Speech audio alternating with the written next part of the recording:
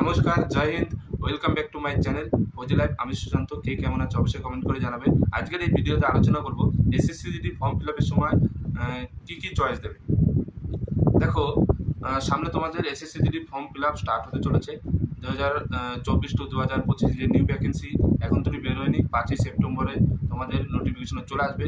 তো তোমাদের জেনে রাখা দরকার কোন কোর্সে কী কী সুবিধা, সেই হিসাবে তোমরা চয়েসগুলো দিতে পারবে। ঠিক আছে, তো ফার্স্টেই শুরু করবো ওয়েস্ট বেঙ্গলের ছেলেদের।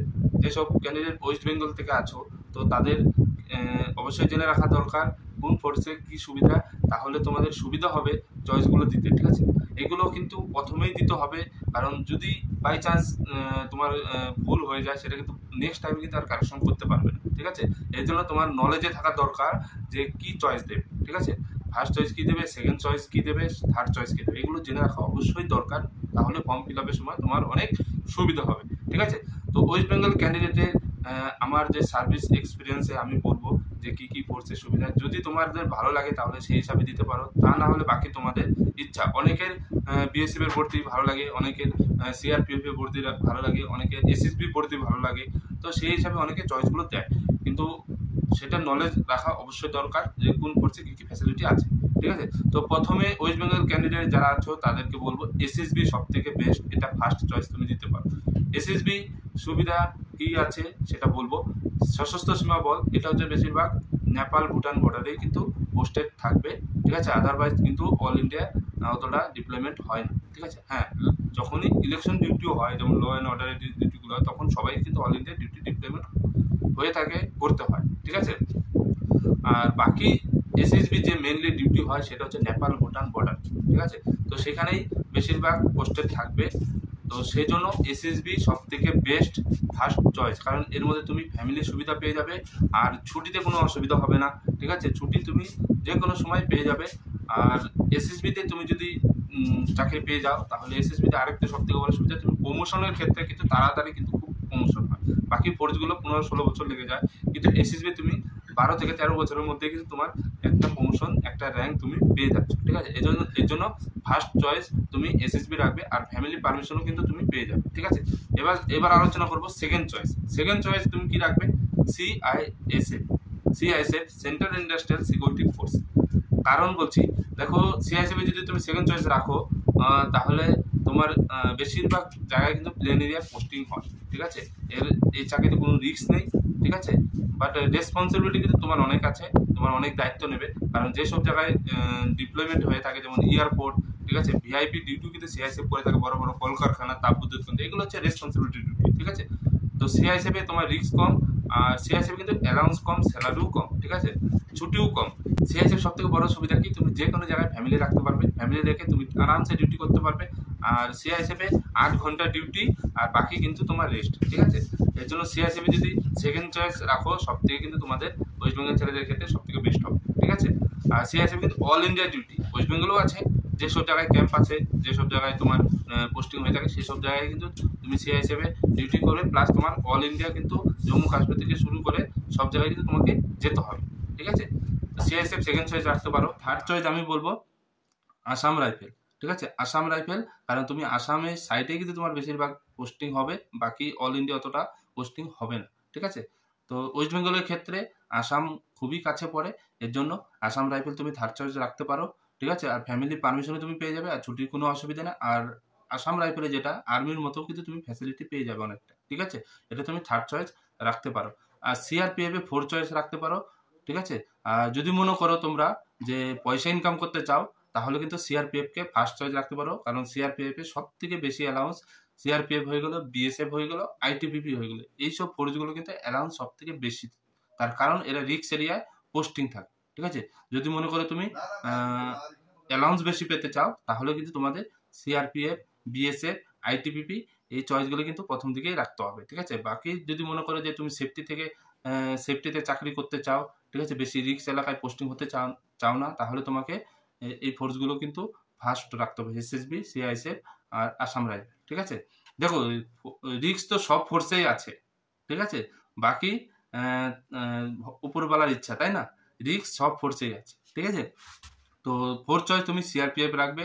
সিআরপিএফে অ্যালাউন্স বেশি, তার কারণ রিক্স এরিয়া পোস্টিং থাকে, ওর জন্য সিআরপিএফে অ্যালাউন্স বেশি। যেমন কাশ্মীর সাইডে যদি তোমার পোস্টিং হয় তাহলে তুমি 21,000 অ্যালাউন্স পেয়ে যাবে। ছত্তিশগড়ে যদি পোস্টিং হয় সেখানেও 21,000 অ্যালাউন্স পেয়ে যাবে। ঝাড়খণ্ড পোস্টিং হয়ে গেলেও 9,000, 12,000 এরকম কিন্তু অ্যালাউন্স তুমি পেয়ে যাবে। ঠিক আছে, তো এর জন্য সিআরপিএফকে তুমি 4 চয়েসের মধ্যে রাখতে পারো। 5 নম্বরে তুমি বিএসএফ চয়েস রাখতে পারো। বিএসএফ হচ্ছে বর্ডার সিকিউরিটি ফোর্স। তার কারণ হলো ওয়েস্ট বেঙ্গল ক্যান্ডিডেটের জন্য সব থেকে বেস্ট।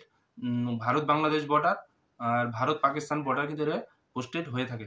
যেসব ক্যান্ডিডেট ওয়েস্ট বেঙ্গলে আছো তাদের জন্য এটাই সুবিধা, যদি বাংলাদেশ বর্ডারে তোমাদের পোস্টিং হয় তাহলে ওই বাড়ির কাছাকাছিতেই কিন্তু তোমরা থাকতে পারবে। ঠিক আছে, আর বর্ডার সাইডে এরা পোস্টিং হয়ে থাকে, এদের স্যালারিও বেশি, রিস্কটাও কিন্তু অনেকটাই বেশি, কারণ বর্ডার সাইডে কিছু না কিছু লড়াই চলতেই থাকে। ঠিক আছে, আর ফ্যামিলি কিন্তু অতটা সুবিধা পাবে না। যারা বর্ডার সাইডে আছে তারা কিন্তু ফ্যামিলির সুবিধা পাবে না। যারা একটু সিটি এলাকায় আছে তারা ফ্যামিলি রাখতে পারবে। বাকি যদি ফ্যামিলি রাখতে চাও তাহলে কিন্তু সিআইএসএফ সব থেকে বেস্ট। ঠিক আছে, আর 6 নম্বরে তুমি আইটিবিপি রাখতে পারো। ঠিক আছে, আইটিবিপি তোমার বেশিরভাগ যে পোস্টেড হয় সেটা তিব্বত চীন সীমান্তেই কিন্তু পোস্টেড হয়ে থাকে।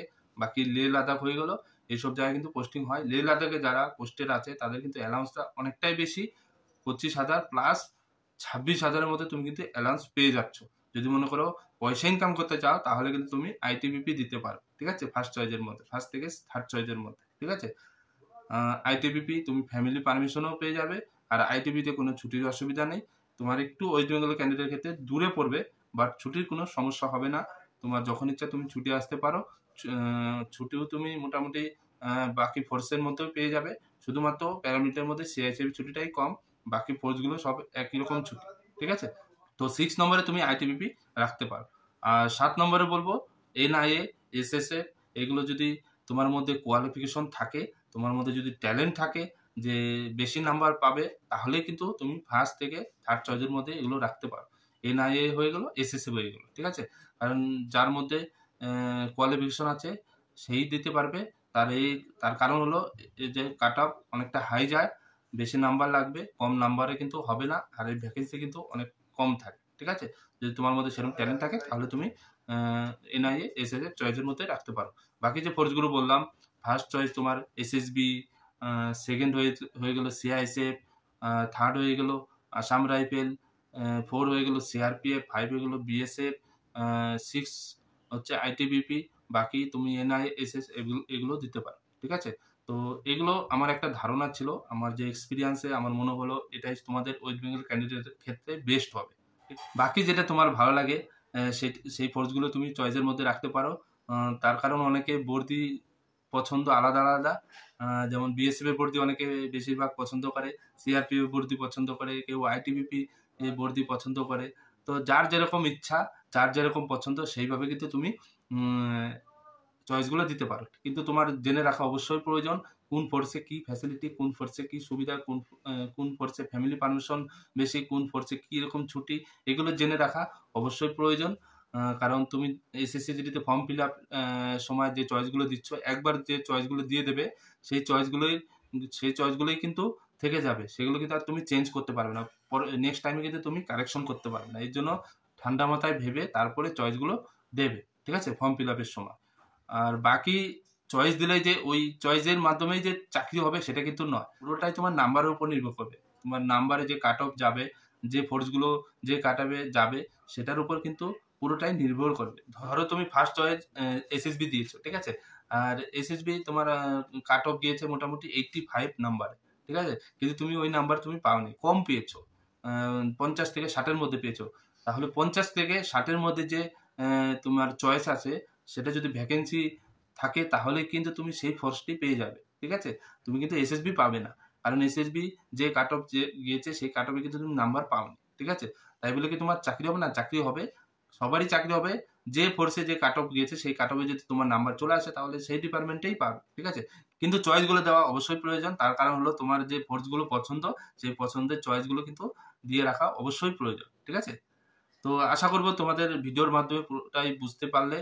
যদি না বুঝতে পারো তাহলে কমেন্ট বক্সে কমেন্ট করতে পারো। ঠিক আছে, আমি যখনই সময় পাবো তখন কিন্তু আমি অ্যান্সার দেবো শর্ট ভিডিওর মাধ্যমে, না হলে কিন্তু লং ভিডিওর মাধ্যমে। যদি ভিডিওটি ভালো লাগে তাহলে ভিডিওটি অবশ্যই লাইক করবে, আর চ্যানেলে যারা নতুন আছো চ্যানেলটি সাবস্ক্রাইব করবে, আর বেল আইকনকেও প্রেস করবে, আর বন্ধুদের কাছে ভিডিওটি অবশ্যই শেয়ার করবে। আর সামনে তোমাদের কিন্তু ফিজিক্যাল টেস্ট শুরু হতে চলেছে, এই জন্য নিজেকে সেইভাবে প্রিপেয়ার করো, ঠিক আছে? তো আজকের মতো এখানেই শেষ করছি। फिर मिलते हैं नेक्स्ट वीडियो में। जय हिंद, जय भारत।